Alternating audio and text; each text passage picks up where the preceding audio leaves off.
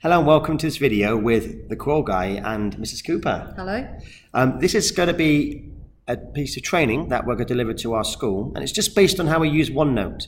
And we're going to go through these 3 distinct points, and it's based on what we said before about the use of technology in education. And we'll talk a little bit about how we've used technology in our class this year.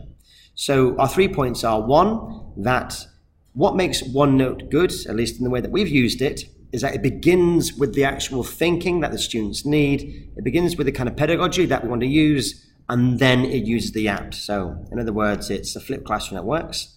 2, and I think, Mr. Cooper, we thought this is the most powerful use of OneNote. OneNote allows you to genuinely redraft and think about essays in a way that actually works and is powerful. And again, for us, every kid's got access to OneNote already, so this is particularly good.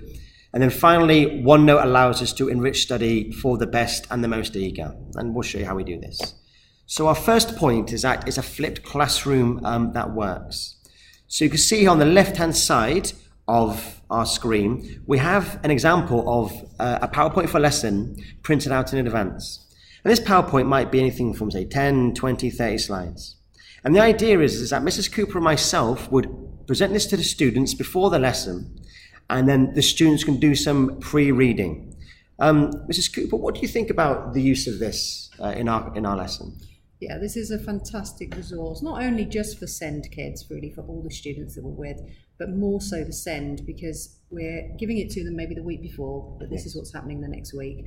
They can have a look at it over the weekend, digest it at their own pace, their own speed, maybe do a little bit of research in advance if there's something there they're really not sure about. And then when we come into the lesson with them, and we start going through it, it should hopefully make more sense to them. Really good. There's been times, Mrs. Cooper, where we have recorded a quick 5-minute summary at one point in the lesson and putting it next to the slide as well. I think that's been quite good.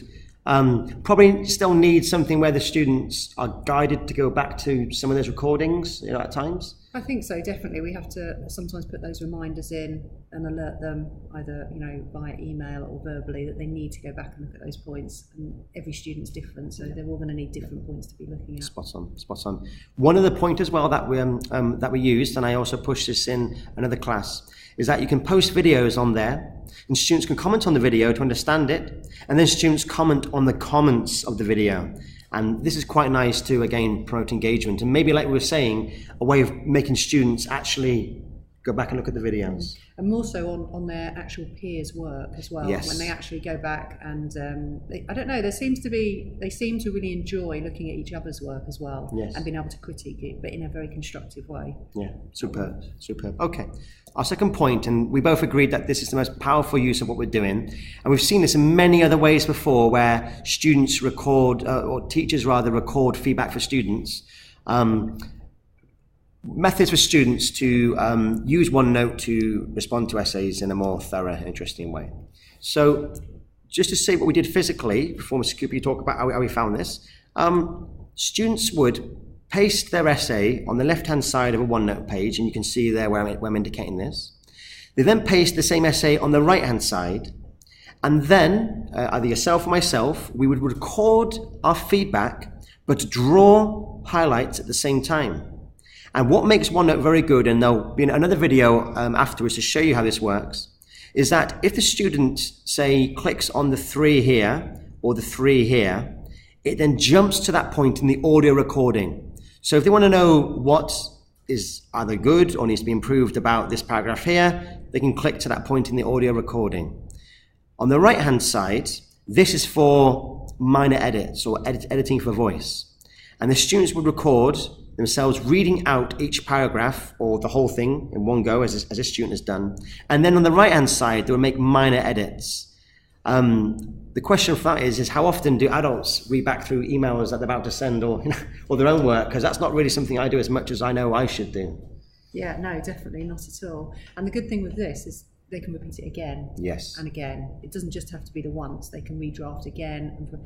So the improvement you see over a longer period of time, and they see as well, the comments I've had from students in term 3 is, wow, what a difference I've seen from my term 1 work physically. Yeah, that's really and the redrafts that I've done of it. It's really interesting you say that, because I know in other curriculums they insist on writing being assessed through a portfolio, because it's very hard to improve just based, or even judge writing based on one.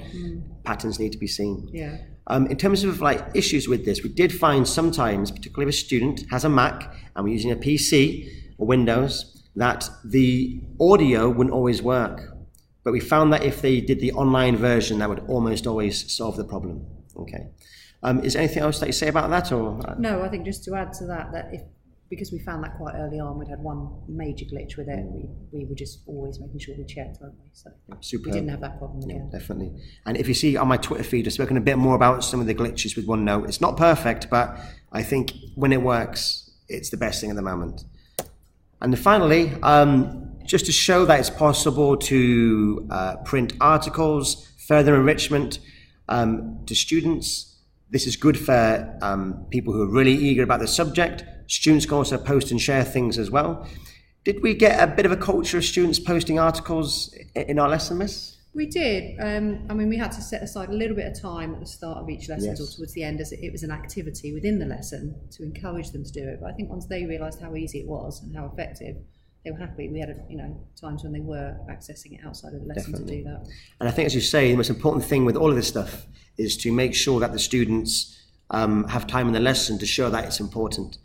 The big critique that we both had about this was whether students would always read something online if it was lengthy. I don't know. I think you and I both said that we have like rhythms of sometimes we read online, sometimes we don't.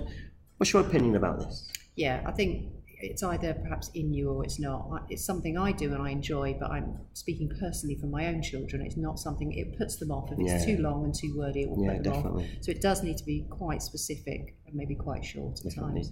I think, again, you can read elsewhere on my website that reading that is on a screen tires out the eyes much quicker than reading on a Kindle or something else. So this is something that we need to be aware of. Okay, so just to summarize, we use OneNote to prime work before the classroom and afterwards. 2, to promote reflection and work. And finally, 3, it's got a real issue to organizing extra materials if you're pasting too many files on there, but it's possible. And I think next year, Mr. Cooper, I think we're looking at using Teams to do this. The same interface with OneNote, but just gives us something a bit more. Okay. Is there anything else that you would end us on in terms of this? No, I think it's, with regards to the students that I work with this year, I've seen some of the best improvement that they've made in the last few years. So I'm hoping this will set them up as a way of working with their independent studies coming up. But as you say that, I'm going to email one of our students as soon as we finish making this video and see if he'll send us some examples of how he's improved his work, and that would be really good. Okay, thank you. Goodbye. Thank you.